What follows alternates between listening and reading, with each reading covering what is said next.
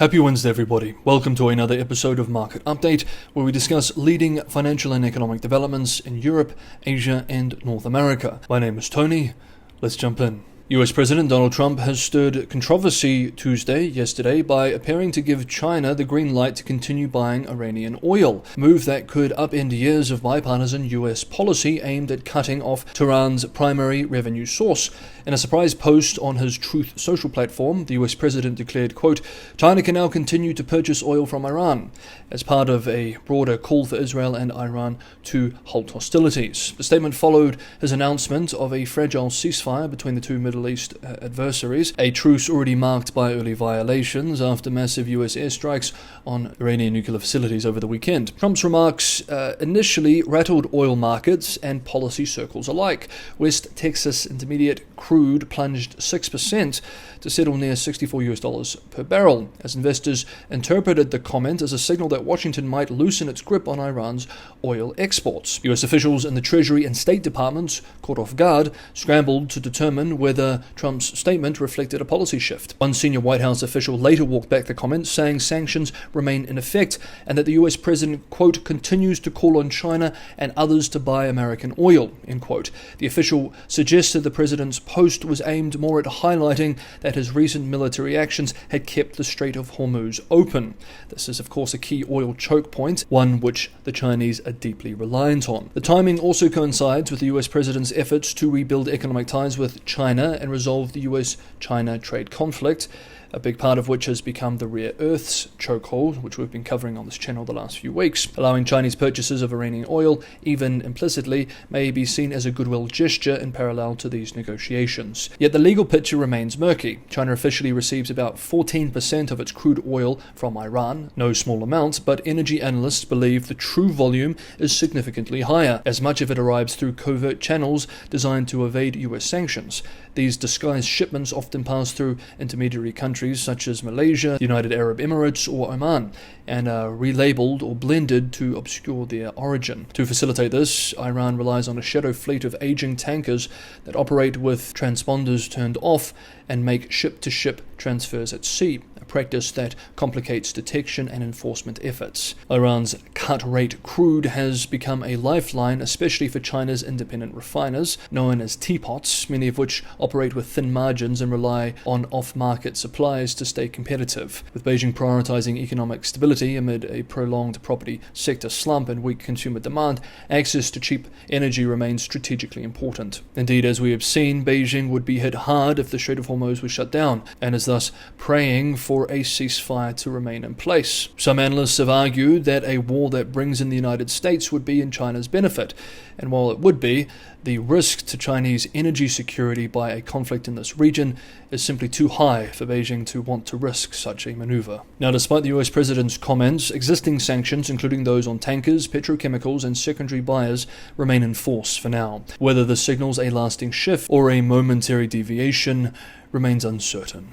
Next up, we now move to North America. Senate Republicans are reportedly attempting a high-stakes budgetary maneuver to make the 2017 Trump-era tax cuts permanent. The unprecedented move would rewrite decades of fiscal precedent and could further strain the U.S. debt outlook. At the heart of the effort is a novel interpretation of budget rules under the reconciliation process, which allows certain legislation to pass the Senate with a simple majority. Typically, such proposals are judged against a current law baseline, which assumes that 2017 tax cuts will expire in 2025 as scheduled. Under that standard, the Joint Committee on Taxation estimates a $3.8 trillion increase in federal deficits over the next decade from making the tax cuts permanent. The Republicans, however, argue for using a current policy baseline, assuming the tax cuts will continue indefinitely. By that logic, extending them wouldn't officially add to the deficit, effectively erasing the need to offset the cost. Critics say the approach would sidestep fiscal responsibility, however. Quote, "It immediately undercuts a lot of the benefit of reconciliation from the perspective of folks who are worried about deficit finance changes," end quote, said Garrett Watson of the Tax Foundation. While Watson acknowledges a slight growth boost from the tax cuts, the economic benefit falls far short of covering the cost. A tax foundation analysis estimates the Senate bill would cost $3.9 trillion over 10 years, even after accounting for economic effects. The Congressional Budget Office, CBO, projected a $2.8 trillion deficit increase from the House version of the bill. Even without new legislation, the US debt burden is poised to climb. The CBO forecasts a record debt-to-GDP ratio in the coming years. Analysts warn that weakening budget scoring rules may further rattle investor confidence in long-term US treasuries. Republicans maintain the US has a spending, not a revenue problem. Quote, extending the Trump tax cut prevents a $4 trillion tax increase, end quote, said Senate Finance Committee Chair Mike Crapo. But fiscal watchdogs caution that the move could invite future abuse. Quote, the door is now open to a lot of other expensive policies, end quote, warned Mark Goldwein of the Committee for a Responsible Federal Budget, adding, quote, they haven't thought about what happens when the shoe's on the other foot, end quote. This debate, spending versus revenue, will likely continue well into the future, as will the growth of US debt. If you want to be on top of the biggest developments for international markets around the world, make sure you're subscribed to Market Update, hit the bell notification icon, and you will be. And if you're getting some value from today's episode, don't forget to hit the like button. If you want to financially support the channel and help me producing these episodes every day, one can use the super like function below.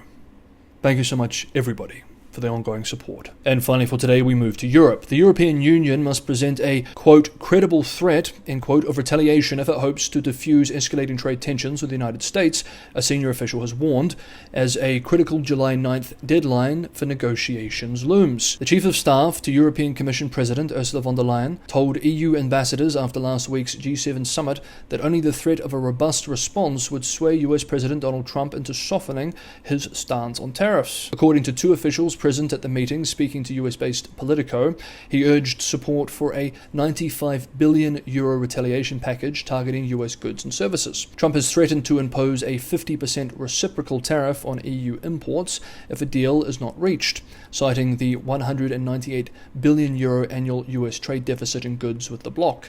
His administration is also pushing to reshore manufacturing and reduce reliance on European goods. Germany's Chancellor Friedrich Merz echoed this call for a tighter line, telling German lawmakers, quote, we can and we will defend our interests, end quote. The European Commission has delayed implementing levies of up to 50% on €21 billion worth of US goods until the 14th of July to allow further talks. Some members, including France and Italy, have objected to hitting US alcohol exports, fearing retaliatory duties of up to 200%. Belgium successfully removed diamonds from the proposed list, while Ireland has sought exemptions for aircraft, medical devices, and food products. While negotiators have accepted they are unlikely to eliminate the baseline 10% tariff imposed by Trump on all EU imports, they aim to roll back additional duties on steel, cars, semiconductors, and pharmaceuticals. The EU is also resisting US pressure to alter internal regulations, which Washington claims hinder market access. Mathis Jorgensen, a senior Commission official, told the European Parliament this week that adjusting EU regulations to suit the US was a, quote, red line, end quote. However, he said Brussels was willing to help US firms comply with existing rules. Quote, our primary goal remains to reach a negotiated, mutually beneficial agreement, end quote, said a Commission spokesperson, adding, quote, however, if a satisfactory outcome is not found, all instruments and options remain on the table, end quote. Okay, that is today's episode of Market Update. Thank you so much, everybody, for watching. Have a good Wednesday, and I will see you for another update tomorrow.